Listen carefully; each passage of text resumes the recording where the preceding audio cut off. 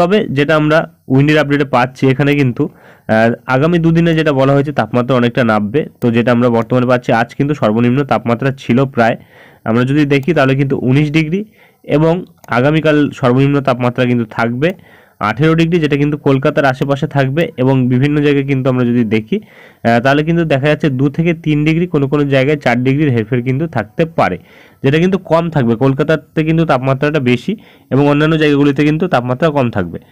এবং এপাশে যদি আমরা দেখি বৃহস্পতিবার 6 তারিখের দিকে কিন্তু দেখা যাচ্ছে সর্বনিম্ন তাপমাত্রা কিন্তু কলকাতাতে থাকছে 21 ডিগ্রি, এবং চন্দননগর তারই সাথে আশেপাশে যেই সব জায়গাগুলি থাকছে সেখানে কিন্তু 19 ডিগ্রি, 18 ডিগ্রি, 17 ডিগ্রি এরকম কিন্তু থাকছে, অর্থাৎ 2 থেকে 3 ডিগ্রি কিন্তু কম থাকছে অন্যান্য জায়গাগুলিতে।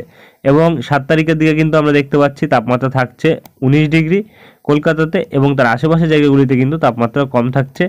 এবং এপাশে যদি 8 তারিখে দেখি তাহলে কিন্তু দেখা যাচ্ছে 15 ডিগ্রি থাকছে কলকাতাতে সর্বনিম্ন তাপমাত্রা, এবং তার আশেপাশের জায়গাগুলিতে কিন্তু যথাক্রমে 14 ডিগ্রি, 13 ডিগ্রি, 12 ও 11 ডিগ্রি তাপমাত্রা থাকার সম্ভাবনা থাকছে, অর্থাৎ 3 থেকে 4 ডিগ্রি তাপমাত্রা কিন্তু হেরফের যেটা আমরা লক্ষ্য করতে পাচ্ছি।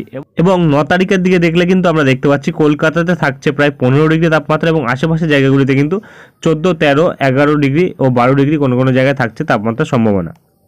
এবং এপাশে যদি আমরা দেখি বাংলাদেশের দিকেও কিন্তু প্রায় একই পরিস্থিতি থাকবে, এবং তারপরে কিন্তু আমরা দেখতে পাচ্ছি আবারও কিন্তু তাপমাত্রা বাড়বে এবং তাপমাত্রা কিন্তু আবারও নামবে, তারপরে কিন্তু ধীরে ধীরে তাপমাত্রা বাড়বে। এইটাই কিন্তু থাকবে বর্তমান আকাশের পরিস্থিতি এবং আবহাওয়ার